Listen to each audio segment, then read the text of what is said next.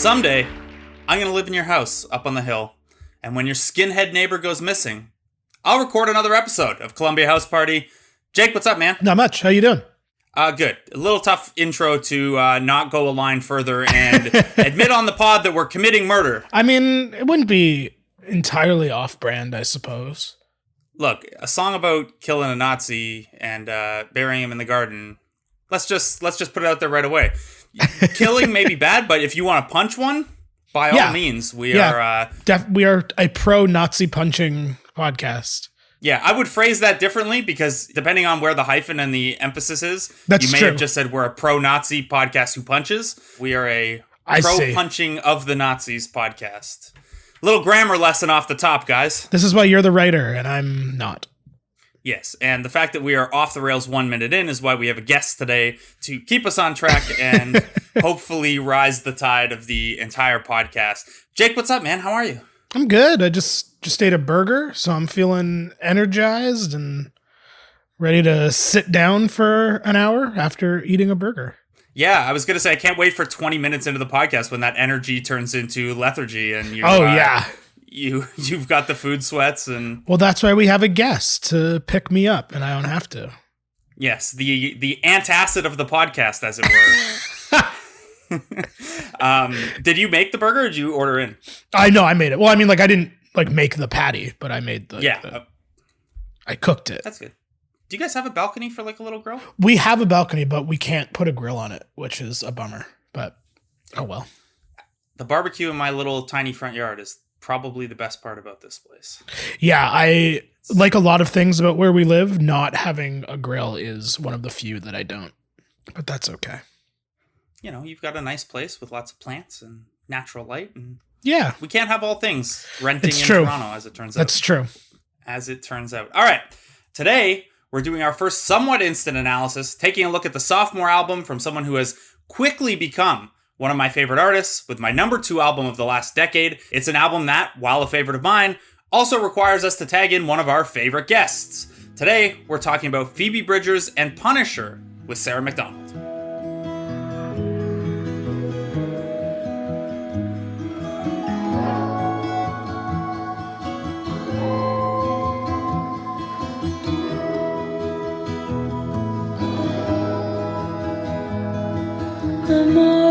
Emotional affair,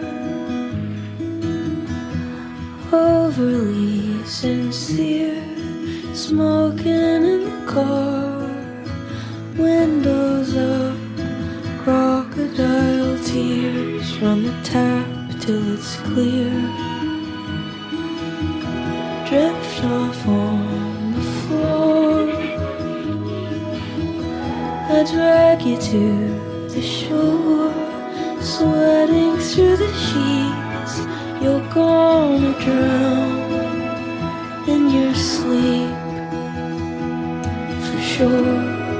Wake up and start a big fire in a one-room apartment, but I'm too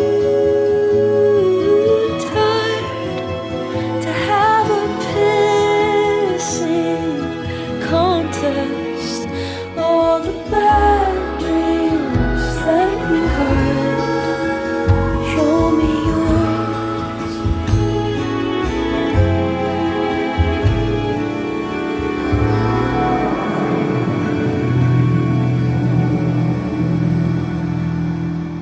So that was Savior Complex, which is maybe my favorite track off of Punisher. We'll get into that in a little bit. And this is Sarah MacDonald. Sarah, how's it going? Hi.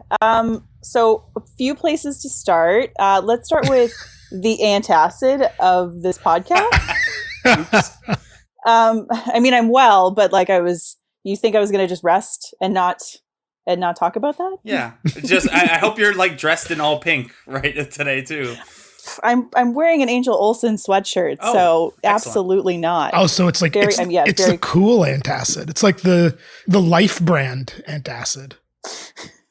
Yeah. Charcoal black antacid, Jake. Oh, Jesus.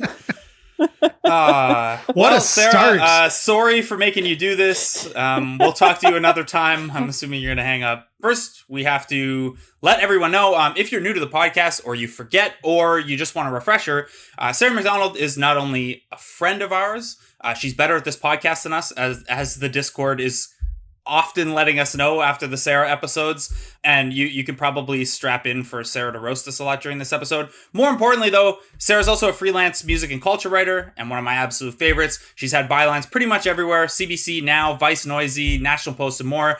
So check her out on Twitter at Sarah S. MacDonald. Find her work at sarahsmacdonald.com, and Sarah also has a new music and culture newsletter that you can, should, and must subscribe to at cerulean.substack.com. Did I say that word right, Sarah? Yeah, you did. You nailed it. Okay. We will tweet out the link as well in case you don't know how to spell cerulean, hearing me say that. I know you're fairly early on in the relaunch, but how's the newsletter so far, Sarah? It's good. I mean, first I'd love to address how your voice went up a little, like it was a question when you said friend. So like, I would love to unpack that at some point. Well, I don't want to, begins. give it to you. This is just like, you're coming on to push your newsletter, and, for you, this feels like doing us a favor or something like that. I could see, this is the thing, is like, I consider you a friend, but I'm always wondering, is someone else referring to me as like their colleague or their peer or some person from online? You never know. It just feels like this. You guys give me an hour to bully you, and like that's it. And like lightly bully Jake. He gets out of this pretty unscathed. That's just because we don't know each other as well. That's true. But when I will roast you into oblivion. Cerulean also, by the way, for anyone who doesn't know, is like a deep blue. So I know that the song is not deep blue, but I'm going to pencil you in for a Jack's Mannequin episode as well. Oh, fuck you, man. Is that too deep a joke? That could have been an Arcade Fire reference too. But ooh, there you go. If you actually want to go deep, think Waxahachie. There you go. Ooh. Yes, the topic of the very first newsletter. Yes. She has the album Cerulean Salt, so there you go. Excellent. That is not the album we're talking about today. We're going to talk about Phoebe Bridgers' sophomore album, Punisher. Sarah, I reached out to you to potentially do this because we were kicking around the idea of doing a newer album, and I think our listeners know how fond I am of Phoebe Bridgers. Why were you excited to come on and do this with us? It was a very, very quick yes. I love to talk about sad music. Being a sad girl is one of my favorite things to be. So of all the episodes that I've been on, I feel like this one is my truest self. So yes. Before we get into the specifics of the album, do you feel like it was an assault on all of us that Phoebe released this album with Mercury in retrograde right before Cancer season? I don't know. Do you see how much I'm learning? I'm first of all, I'm very proud of you. I'm so proud. I actually Googled her natal chart beforehand just so I could have some specifics to pull up, which I think she would be proud of. But yeah, no, I think I was going to be like, I don't think Phoebe knows that. No, Phoebe would know that. Phoebe would 100% know that. So yeah, she intended to hurt all of us in a good way, which is what Cancer season is about. So, which, we're going to unpack some of that. For me, Phoebe's quickly become a favorite of mine, and I thought Punisher, we'll get into the details of Punisher a little later, but to set it up, I thought it was a really notable and important and impressive step forward for her musically, and what resonates with me is the empathy and accessibility of what on the surface seems like very personal songwriting, which is a tough balance to strike. But we're going to also go into a little bit of how, me as a straight man, maybe there are some elements of those themes and her writing and her process that can't resonate with me the same way it resonates with someone with a different life experience. We're also going to talk about how SMH men on the timeline not being able to handle Phoebe Bridgers. I think within like 30 seconds of her tweeting it, I sent you that like that she needs to do away with like men in bands. Like literally within 30 seconds of her tweeting it, I was like, Blake, this is number 1 on my list tomorrow. Yes, we're gonna tee that up quickly. Jake, you feel a little differently about Phoebe than Sarah and I do. Give us a quick rundown of what you're hoping for in this episode, or why you were excited to do this one. I find Phoebe kind of confusing in my brain, only as it relates to how I feel about her and her music, in that she's kind of an odd case where like I very much recognize that everything she does is excellent. And this one I like more than her previous work. But for some reason, it's never really hit me or connected with me that deeply, even though it's very much like in my wheelhouse, the kind of thing I enjoy, the kind of thing I should enjoy. And I've never been quite sure why. And I'm only more confused, lost, whatever you want to call it, after diving deeper into Punisher to prep for this, because I just don't understand why I'm not, because I know you're like, this is the best, my favorite album of the year, and this is so great. And like, it's weird in the sense, like, usually if we disagree on music, I can be like, oh, I don't, like, I would never pick that as my number one. But like, I totally get how and why you're picking this as your number one, but it just doesn't affect me at all. And I'm confused by it. Well, we're going to try to unpack that. We're going to talk about Punisher after this.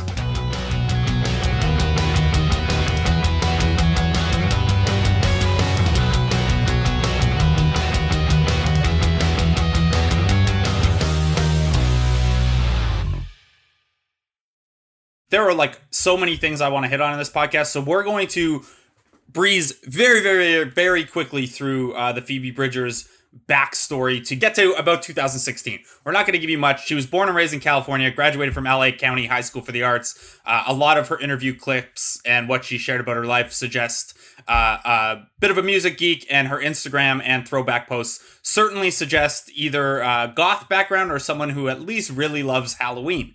So that's all you need to know about Phoebe Bridgers until 2016, when she released a 7-inch debut called Killer on Ryan Adams' label Pax AM. A 2019 New York Times investigation into Ryan Adams subsequently showed a history of emotional abuse and vengeance toward women who had scorned him. Bridgers and Adams had dated in addition to collaborating.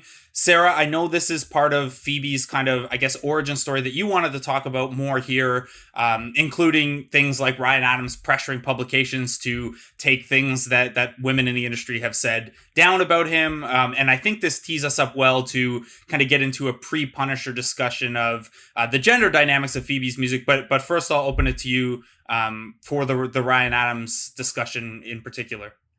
Yeah, I mean, I think, I don't know if you guys feel the same way about Phoebe. I mean, she's obviously undeniably talented and is amazing, but I wonder if her popularity has been so much more tied to this exposure of Ryan Adams because her voice was so prominent in that New York Times article, and because she was so clearly standing up for herself among the other women there. And I mean, like, I think Mandy Moore was probably the most famous of the people there, but that type of suppression that he is so clearly ignorant of, it just is so dismissive of women's work and the power that can happen when you're, I don't know.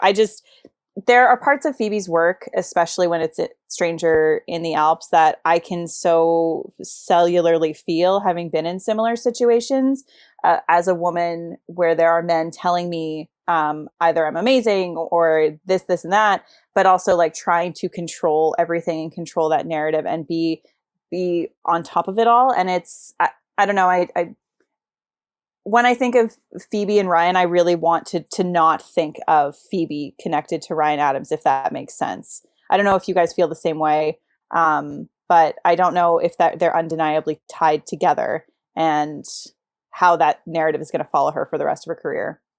Yeah, I think it's something that, the longer she's in her career and the more successful she is, I would hope she'll be able to get away from that. I think even something like her taking on more of a hand in the production on Punisher and it being so much bigger than the kind of stuff she was doing with Ryan Adams musically, I think already we've seen the separation, musically and lyrically. There's motion sickness on Stranger in the Alps, which is, kind of an all-time diss track, and we're going to play that in a second about Ryan Adams. But, I would think that, I shouldn't say I would think, because I know that logic doesn't always apply in these instances, and there will be parts of the industry who try to keep Phoebe tied to that, and keep kind of her own success and her own growth tethered to Ryan Adams' narrative. But I think, or what I hope is going to happen, is that as Phoebe becomes more commercially successful, and it's pretty clear that she's taken on a leadership role in the industry in terms of, you know, we've heard her collaborators in Boy Genius talk about this, and some of the other people she's collaborated with, just in terms of pushing feminism and just like kind of support for each other, knowing, you know, what risks and vulnerabilities there are for women in the industry. So I would hope that, you know, as sonically she gets away from the stuff she was making with Ryan Adams, and as commercially and media wise, you know, the story around what Phoebe Bridgers is doing and what she means to the industry becomes more and more separated from Adams. I would hope that those things become separate in time, but I realize that there may be a layer of naivety I'm applying there, you know, having not experienced that kind of thing directly, and how you can get kind of tethered to that, I guess. I think the thing that is, when I'm thinking about it now, that the thing that I think will always forever be tied to her is that she will always have to be the voice of that like she has to be her own advocate. And that's the problem, right? That there are very few, like there are obviously the women in that piece. And then thereafter, like my favorite, Laura Marling, like she, you know, wrote about Ryan Adams and like performed with him and whatnot. And like during the cycle for her latest songs for a daughter, she was like, this is disgusting. Obviously, I believe these women. And it's just so easy to just like stop it there. But what is that it is so hard to untether the fact that if you are the one that is hurting, you have to be the one to step up to this person, and you have to weigh that risk. And she did, and she came out the other side of it. And like, that's not to say that all the things that he did to her before that will ever go away. But I'm just wondering, just at what point is the industry going to stop erasing women, but also completely like support and bolster them in these situations and not make them feel like they're going out on a limb? Yeah, and I think your point about bolstering them, I think is an interesting one, especially when we relate it to the Burger Records stuff, and like how their solution was like, we'll just rename the label and like create an imprint. And like the imprint for female voices is great, and like they should do that, but that as a solution to this like widespread toxicity doesn't seem, it seems so I don't know if trite is the right word, but very like, okay, I guess we were bad, so now here's our like recompense for it. And I don't think that's truly like atoning. No, it's pandering. Yeah. Yeah.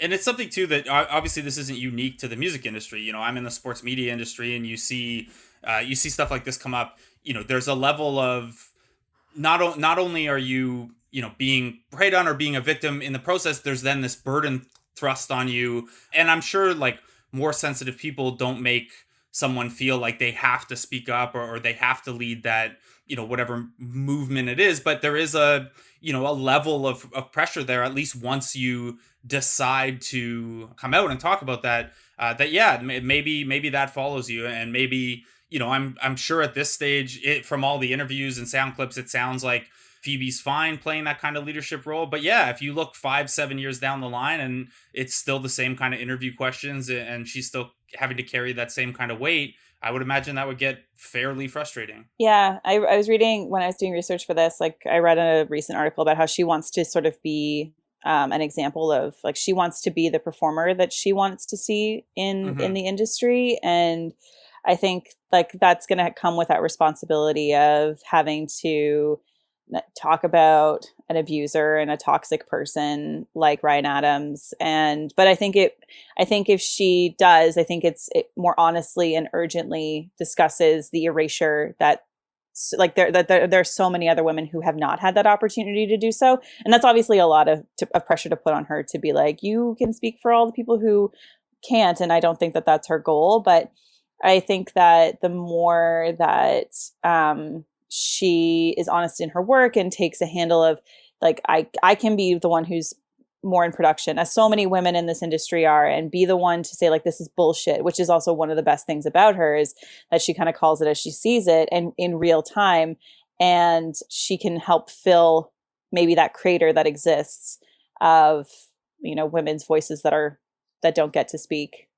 We're going to talk just a little bit more about this in a sec. I just want to play Motion Sickness off of Phoebe's debut album, Stranger in the Alps, for anyone who hasn't heard it, this is her song that kind of addresses the Adam situation a little fairly directly and humorously and sarcastically, but in a pretty biting way too.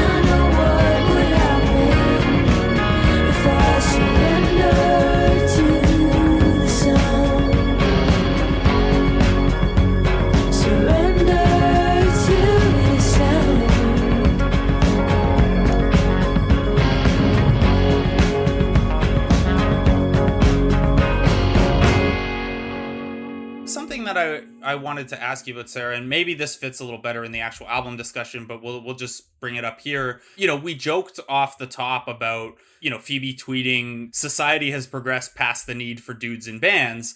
And despite Phoebe Bridgers having this well-defined Twitter humor, there are people in the mentions and the quote retweets struggling in their response. There's obviously a big layer of irony there, it being called casual sexism in what I think was a serious way. But I wonder I've also seen some jokes about there was a meme going around that a friend of the podcast, Christina, posted that was a cartoon woman crying and with a very deep and nuanced explanation of why Punisher resonates with her. And then a dude in a Punisher shirt being oh, these lyrics in obviously a much more surface level way. And I'm wondering, do you think there is an element to appreciating Phoebe, or at least some of the lyrical themes there that is rooted in the gender dynamics, not just of the industry, but of how, the power dynamics that play out in relationships as well? I think so, yeah. And I think what her appeal is that she is so much,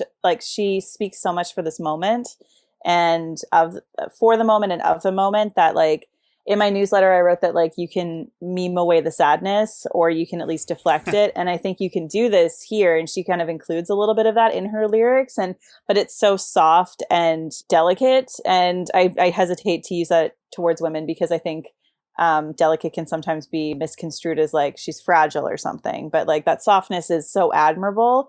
But yeah, I think that in the gender, that dynamic, I can see why it might be confusing for some dudes that in that meme or whatever, but it just feels so perfect that's the reply about her music in a meme form. It feels like it doesn't fit for many other people, maybe Mitski, maybe, but she's so not of the internet the same way that Phoebe is.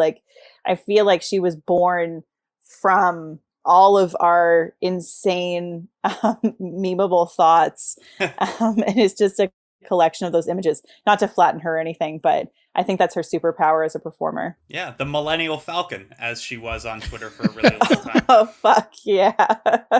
So we'll talk about those themes a little bit more, I'm sure, when we go get into some of the songs on Punisher. But just to round out the pre-Punisher Phoebe, Motion Sickness was the third single off of her debut studio album, Stranger in the Alps, which was released in September 2017. And as I noted off the top, was my number 2 album of the last decade, as we discussed on a Patreon bonus episode. That album title, by the way, is a reference to The Big Lebowski, as she confirmed to Bandcamp Daily, where the actual line in the movie is, "Do you see what happens when you fuck a stranger in the ass?" But the line is then edited for TV to, "Do you see what happens when you find a stranger in the Alps?" Which, I've never seen The Big Lebowski, so this is new to me. I'm so happy that's actually the reference, and it is that. Yeah, that makes me like it so much Big more. Lebowski is good if you like dry PI kind of source material, because it kind of plays on a lot of that, on a lot of the PI novel kind of tropes. So yeah, there you go. Anyway, Stranger in the Alps was pretty well received. Got a 7 from Pitchfork, an A- from Consequence of Sound, an A from AV Club, with a lot of the press around it being She's Coming. John Mayer said this is the arrival of a giant. She got heavy rotation guesting on songs and on tours.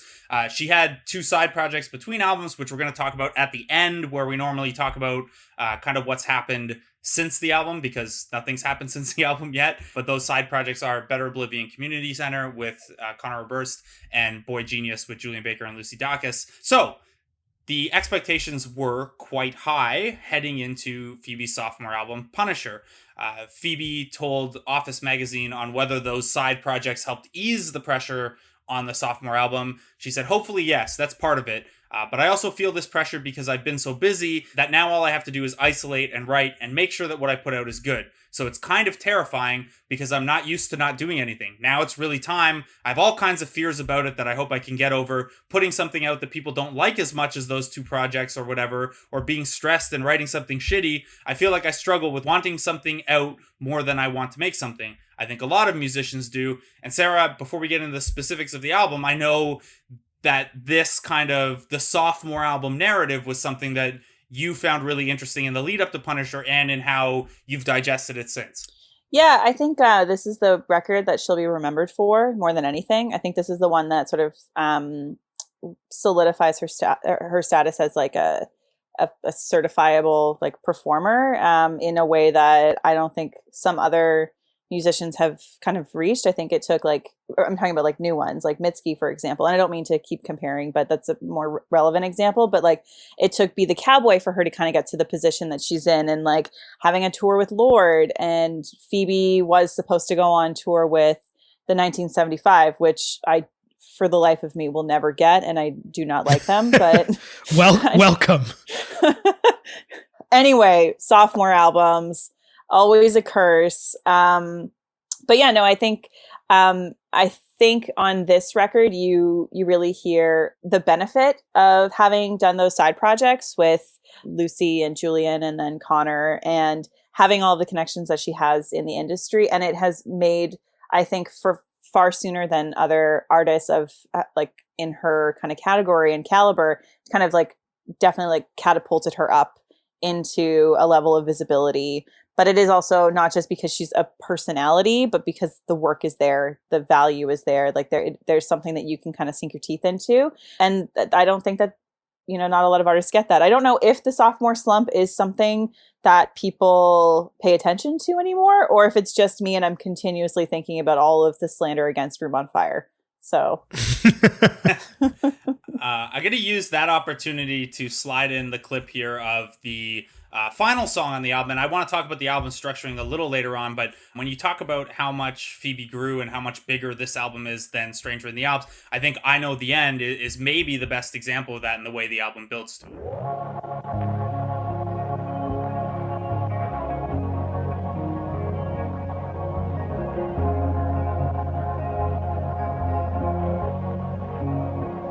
Somewhere in Germany, but I can't place it. Man, I hate this part of Texas. Close my eyes, fantasize. 3 clicks and I'm home. When I get back, I'll lay around. Then I'll get up and lay back down. Romanticize a quiet life. There's no place like my room. But you had to go. I know, I know, I know. Like a wave that crashed and melted on the shore. Not even the burnouts are out here anymore. I gotta go now. I know, I know, I know. I love that song so much. It's so great. It's what like an all-time album closer, the way everything kind of builds to it, and it's just so vast. Especially for this moment when we're all like stressed out and feeling so much, to be able to scream and yes. just it's very cathartic.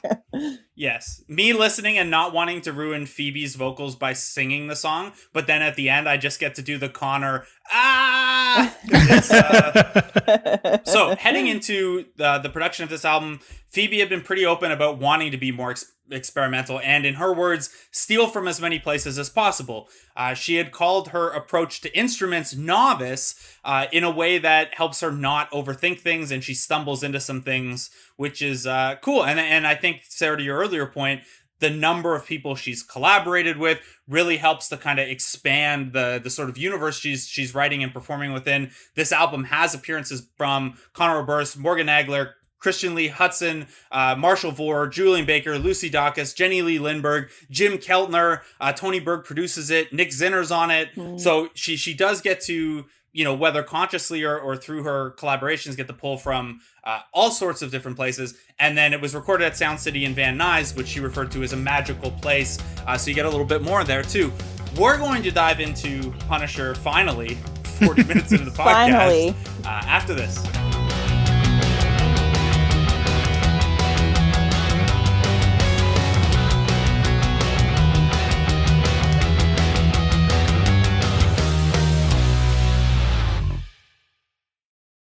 All right, so the first thing that stood out to me about tackling a new album for this podcast, and you guys will find this just so off-brand for me, is that I wanted to include everything and just include way too much in the podcast and throw everything at it. That doesn't sound like the Blake I know. Get out of here. It doesn't sound like me. It certainly doesn't. So I'm going to need to lean on you guys to rein me in a little bit here as we go through the songs and make sure that I don't end up with this being like a 3-hour podcast, because we could go through it that way. The album was rolled out with Garden Song and Kyoto as the first two singles, and then I See You as a single as well, ahead of a June 19th scheduled release. Bridgers moved up that release to June 8th and urged her fans to donate to racial justice organizations because the album release was scheduled to fall on Juneteenth. She said, "I'm not delaying the record until things go back to normal because I don't think they should." Throughout the pandemic, Phoebe has used her platform very responsibly to urge her fans in those directions, and she's done donations herself. So kudos to her for that. As we discussed, there were heavy expectations coming in for this one. And there was also an element of, while she started writing some of these songs before Stranger in the Alps was released, some of these recordings go back as far as the summer of 2018, and the writing goes back even further. There are elements lyrically that touch on the success of Stranger and how she dealt with that.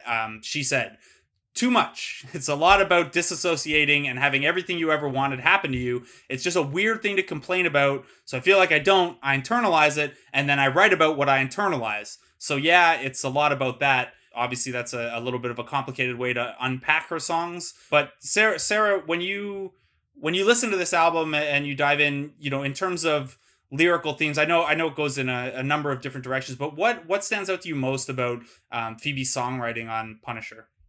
So between Stranger in the Alps and Punisher, I feel like it's a lot more focused. It's a lot tighter. I feel like the way that it's written is much more in, obviously, like a pop vein. But I think at the same time, it just cuts to the quick a little bit more. Obviously, you can kind of hear her influences a little more, like Elliott Smith and Connor. And I made a note. I don't know where I put it, but there's a chord on one of the songs that sounds like a Cure chord. I don't know where. I think it's probably a note in my phone. But just like there are parts of it that I think lyrically that it just collapses you in the best way possible. And that's all I look for in a record about interior sadness and 2 years worth of metabolizing that.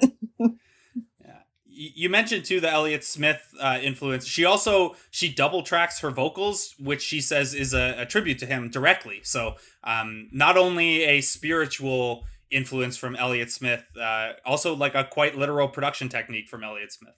I think that in trying to figure out why this doesn't connect with me like some other stuff does, I think it might be sort of that Elliott Smith-esque thing, because I've never been a huge fan of his either. While also, I know. You know what? Well, Phoebe Bridgers, like her marker of if she's gonna like you or trust your opinion is if you like Elliott Smith or not. I get it. I get it. And like, again, I recognize that that his music is excellent, and it's not that it's not good, but I've never liked that sound, I guess. And that being said, while I feel that a little less with Phoebe than I do with Elliott Smith, but when you go to like the lyric pages of these songs, and even like, and just right off the bat with Garden Song, it's like her lyrics are so good.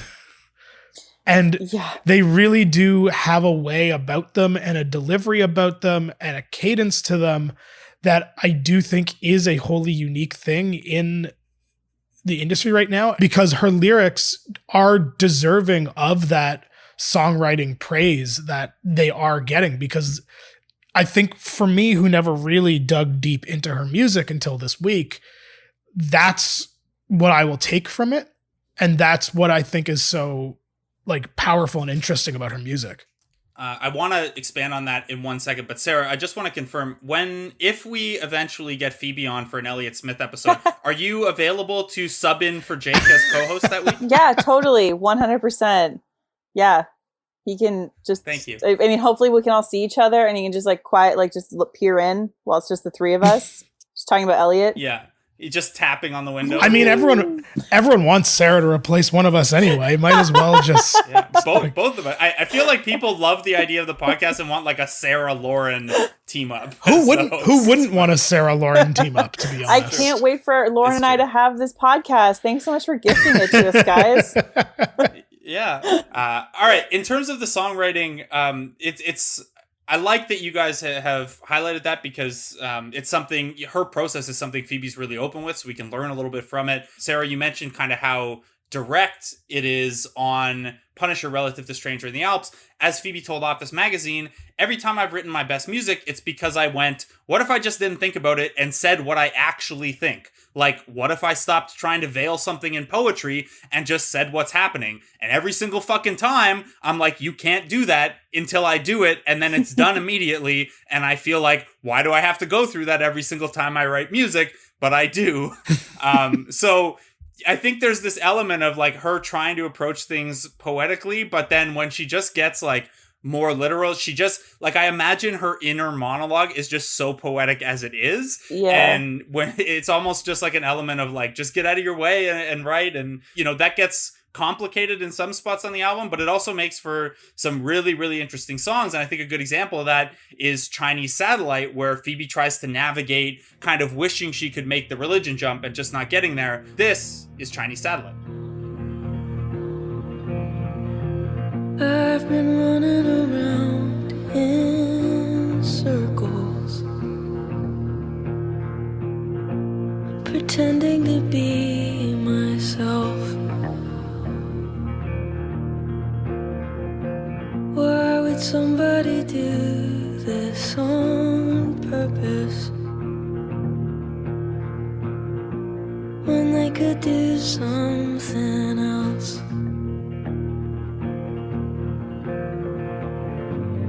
Drowning out the morning birds with the same three songs over and over.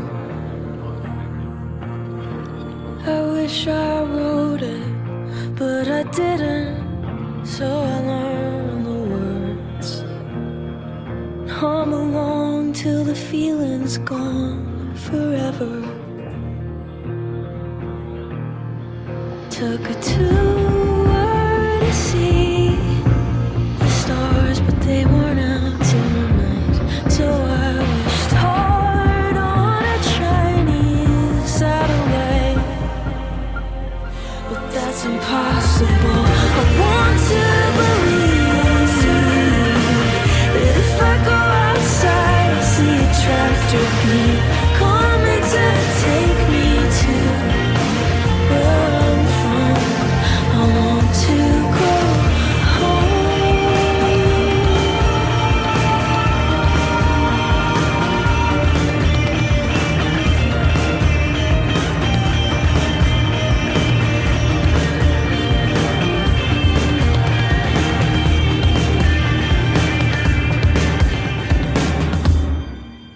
I know that's one of your favorite songs on the album as well, right? It is. I love obviously like Garden down to Moon Song, but like the Chinese Satellite Moon Song just back to back like that. They're both such beautiful songs. And you're right. I think what she writes and how she thinks is poetic, because there's one of the one of the ways that I talk to people about how to write or how to write a narrative is that like many people are like, and then this happened, and then this happened, and then this happened, and then this happened. And there, I think, is a bit of there is a straight line, a linear thought in her work, but it isn't like that. And that's what makes it beautiful, because as ordinary as it is, as ordinary as her singing like that, she's looking at the sky and she feels nothing. And like you can picture that. Like I can picture myself looking at the sky and feeling nothing. And that amplifies, I think, whatever poetry she would have put in that place, like whatever beautiful thought she would have had, or like devastating thought. Like it just is devastating on delivery. I think that's also kind of what I admire so much about her lyricism, is that ability to sort of go in and out of that poetic and then just like hit you with an extremely relatable fact, if that makes sense. Yeah, like in Moon Song, where she's like, we hate Tears for Heaven, and like fought about John Lennon and cried, like things like that. Like I don't know if anyone fights about John Lennon. I do, but like things like that feel like you can, I don't know, like it is relatable, I think. Yeah, for sure. And I think on his Instagram story, when the album first came out, Hanif Abdurraqib had a good point about, how this is such a strength of Phoebe's songwriting, in that, sometimes you listen to sad music and it brings you to a place where, you're kind of reflecting on your own emotions individually, or it feels like you're parachuting in kind of to someone else's struggle and their emotions. And with Phoebe, she somehow, the way she writes these songs, and whether it's the linearity you talked about, Sarah, or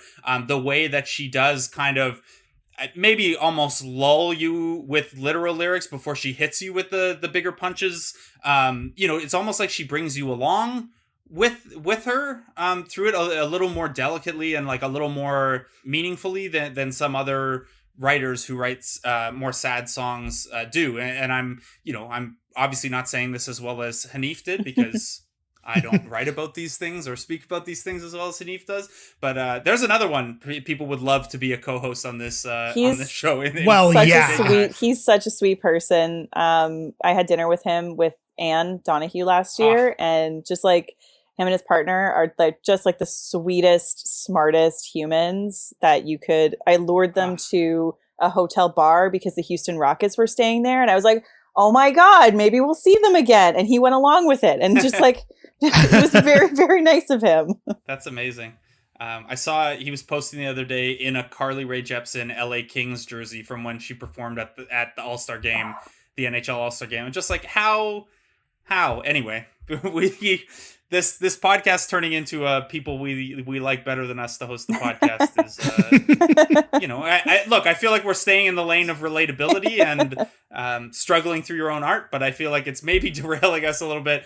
Sarah, something you mentioned earlier was Chinese Satellite and Moon Song being like kind of a 1-2 for you, and this is actually something that I found very almost immediately when listening to the album, but especially when I would think of, kind of when you listen to an album for the third or fourth time and you start to anticipate what's coming next, and you almost like you build for what's coming. I feel like this album is structured almost as like 5 2-song couplets. Like Garden Song and Kyoto in my head are a pairing. I think Savior Complex and ICU are a pairing in my head. And then Chinese Satellite and Moon Song are a pairing in my head. And I don't know if that is intentional or not, but I don't know. Did either of you experience that listening to it? I feel like they're pairs of songs that are it's almost like 5 longer songs than 10 shorter songs. I don't know. It's stuck out to me the way I continue to process the songs in pairs. That's interesting. I didn't actually think of it like that. But maybe like Punisher and Halloween. But yeah, no, I think I can kind of see that here. I mean, Chinese Satellite obviously has a stronger religious kind of vibe to it. But then there is something, I'm looking at the lyrics for Moon Song. I just love it so much. It's so anchored in a very specific moment of being with somebody. And I'm thinking out loud as you made that point, but I think it's very interesting to see how those two would connect.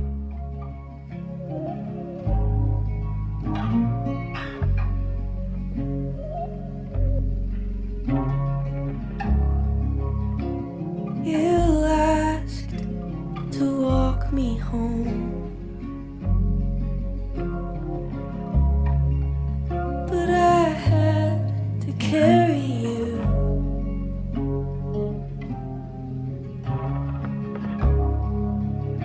You pushed me in, and now my feet can't touch the bottom of you. And if I could give you the moon, I would give you the moon.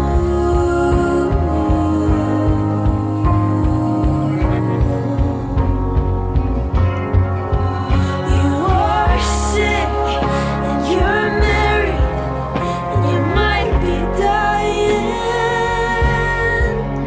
but you're holding me like water in your hands. When you saw the dead little bird, you started crying, but you know the killer doesn't understand.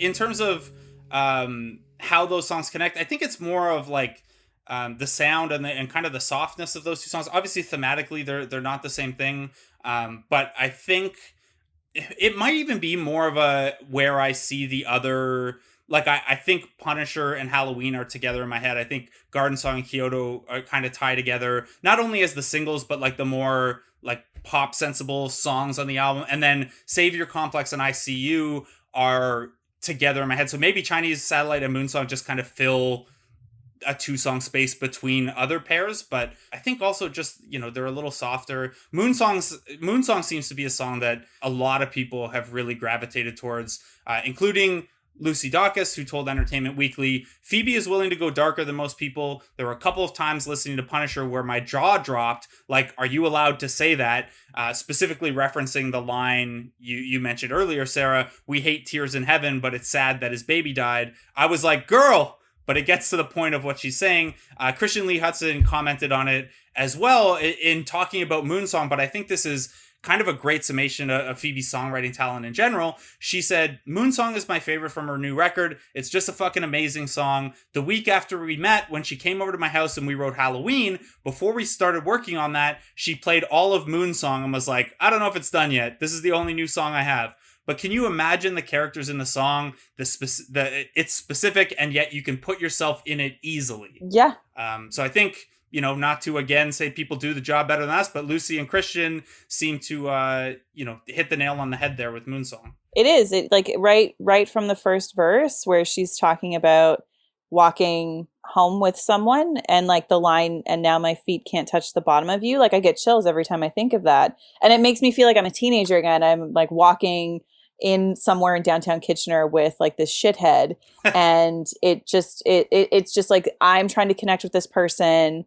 And like, and then in the next verse, when she's singing, like, stuck your tongue down the throat of somebody who loves you more, like, that's not just a teenage thing, but that it brings me back to that moment, because that's when that moment happened for me. And I think others might relate to it because those moments happened for them at other parts of their lives, but there's that universality of being let down by somebody. And I think that's something, especially that first verse of Moonsong comes up again on Savior Complex, and this idea of, being leaned on and putting someone else first. And it comes up in Kyoto too. I know that she said that Kyoto is about her dad, not a significant other, but I do think that that's a thread that kind of runs through this too, is that idea of, maybe not to the extent of having a Savior Complex, but that dynamic in relationships, whether romantic or familial. Jake, when we've gone through those songs a little bit, I know, you know, your opinion on the album in general, but did any of the songs stand out to you in particular as ones you either liked or that resonated lyrically? Yeah, I feel like oddly Chinese Satellite did, even though it's not really like any sort of, like you were alluding to sort of the religious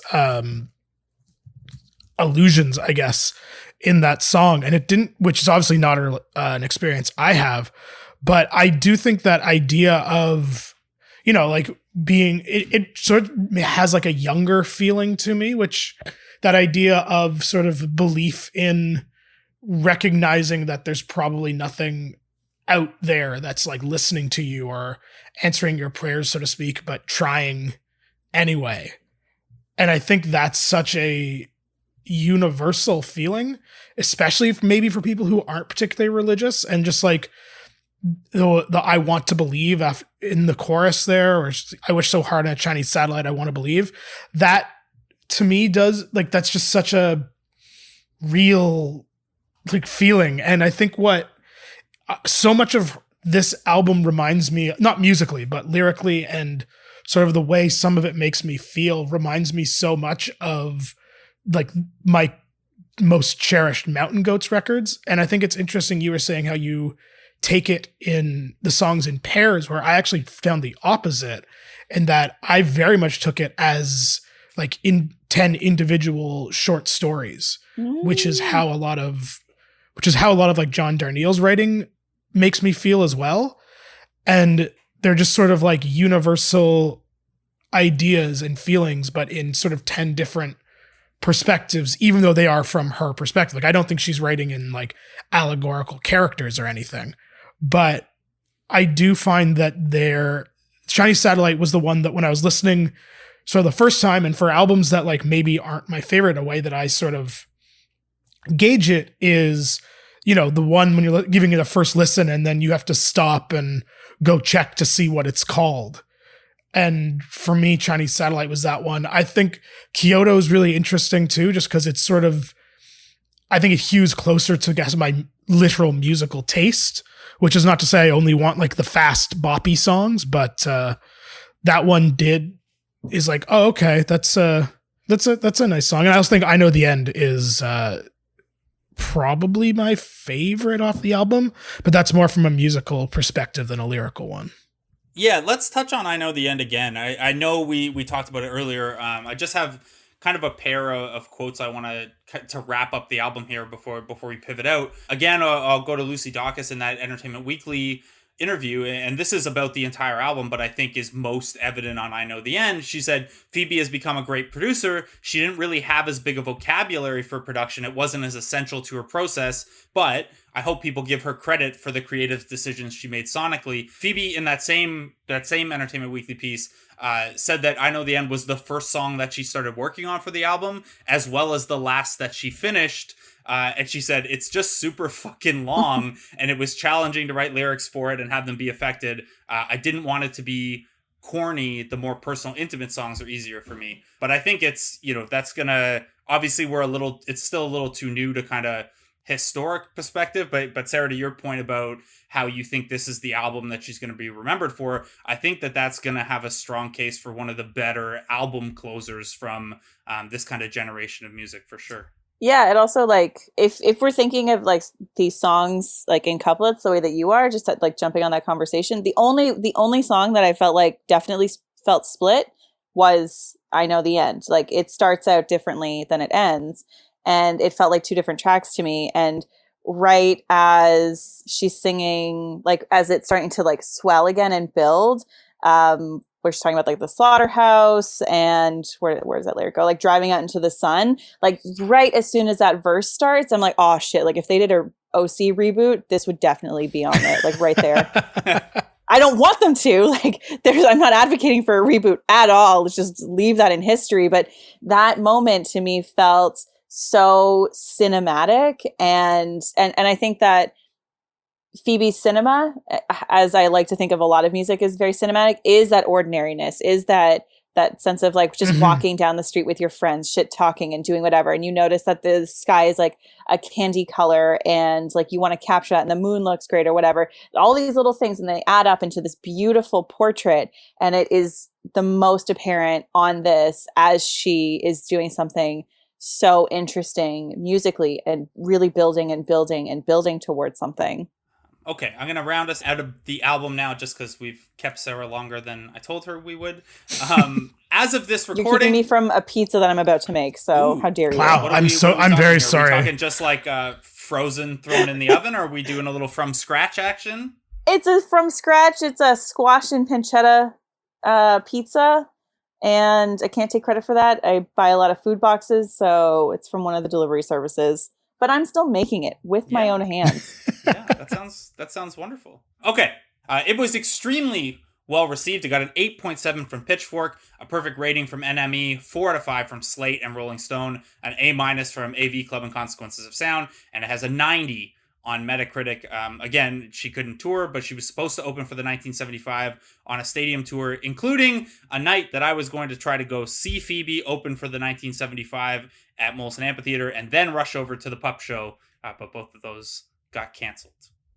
Jeez. I have seen Phoebe live before. Sarah, have you seen Phoebe live? No, I wanted to go see Boy Genius and I never, it sold out before I could. And I kick myself in the ass every time thinking about it. That's tough. I saw her at the Velvet Underground, and then I saw her with Boy Genius. What? Yeah, she was amazing. So tiny. Yeah, this was like Stranger in the Alps had kind of like just come out, and I remember like watching because it was a Raptors game night, but I was trying to do both. I was like before her set. I forget who opened for her, but I was sitting like on one of the couches at the back of Velvet, like watching the end of a Raptors Magic game on my phone.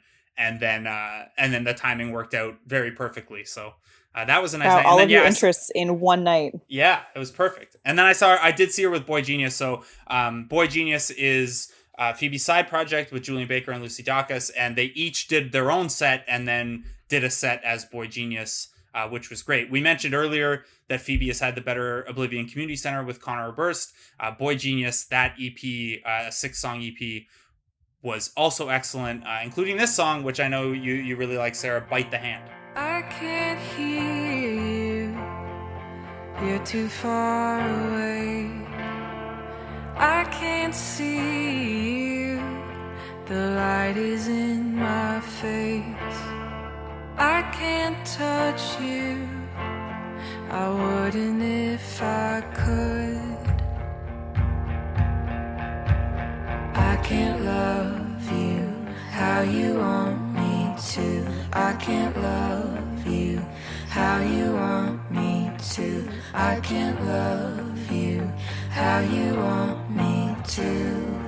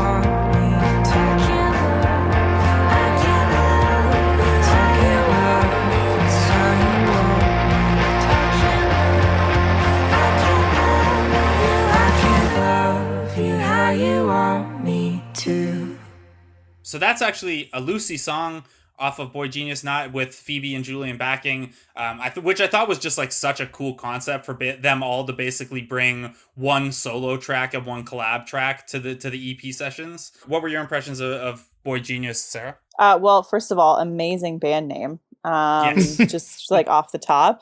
I love dismantling the myth of male genius. So congratulations to Lucy, Phoebe, and Julian.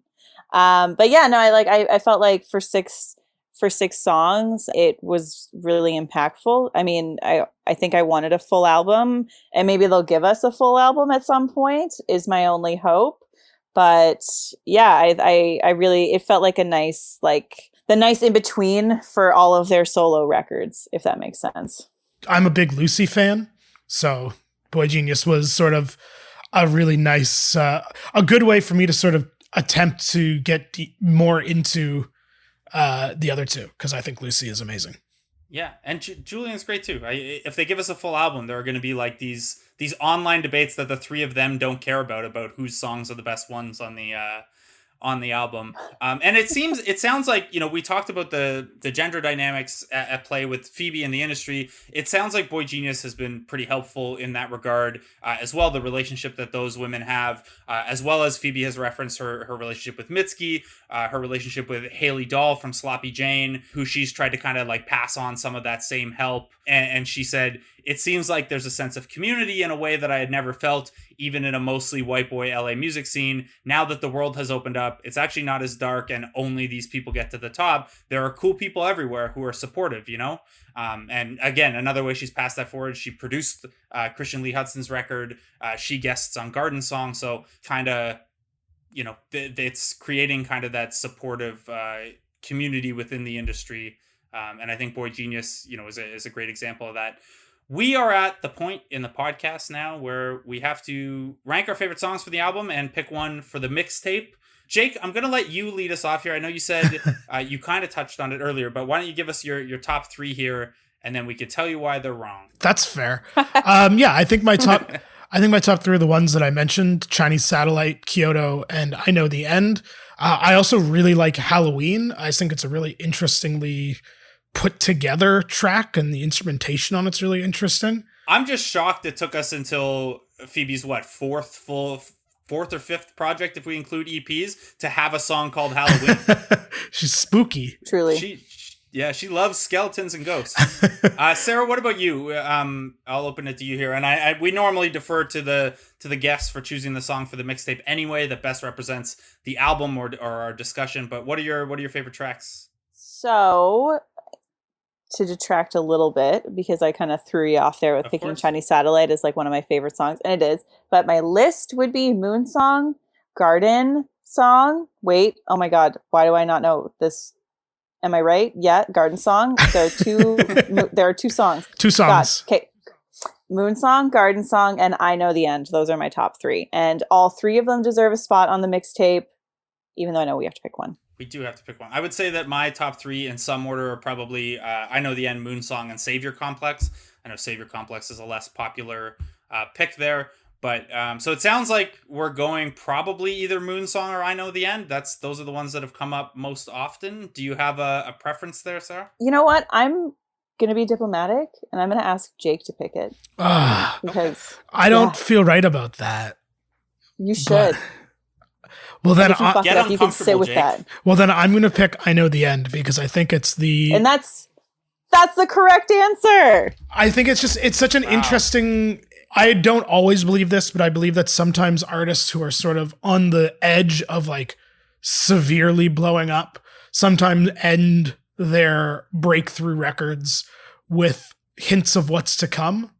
And I'm not saying by any means she's doing that or intentionally at all, but I hope she is, because a whole album of her lyricism and songwriting with how interesting I think I Know the End is as a song is something I would very much be into listening to. All right. I Know the End makes the mixtape then. We were going to have a sub-discussion about how Phoebe's fandom is kind of so central to her work. We did get into it a little bit earlier with the Elliott Smith influence. Obviously, she's, you know, in working with Julian and Lucy, she's pulled some. She did that Christmas song with Jackson Browne, which must have been really cool. She's worked with Matt Berringer and Fiona Apple. As she told NPR, like they say, steal from as many as possible so that you're not just stealing from one person. I think that what's beautiful about music, everybody's stealing from each other. Lyrically, I steal from a couple people and try to pass it off as a reference. I have a Rebel Without a Clue line, which is a Replacements line that Tom Petty already stole, which is hilarious. So I'm just stealing it again, which is also something that we've had come up with John K. Samson stealing something that was stolen from Neil Young. So steal back this is some Robin Hood music stealing here is what we've got going on. But I think that's a fun perspective from Phoebe and a good way to round it out. We have our song for the mixtape. And Sarah, thank you. This was a lot of fun. We appreciate you coming on as always. I miss seeing your faces and roasting you in person, so I can't wait until the day that I can do that. And thank you so much for... When we get all red and flustered. Oh, it's amazing! Now we just get flustered in our homes. Yeah, you're like, I'm protected here, but am I?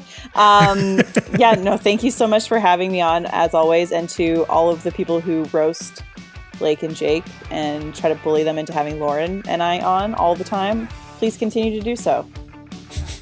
Yeah, it's what the podcast is about. For like 10 to 15% of what the podcast is about. And guys, check out Sarah at Sarah S. MacDonald on Twitter and sarahsmacdonald.com, as well as her new newsletter, which is a music and culture newsletter available at cerulean.substack.com. We'll tweet that link out as well.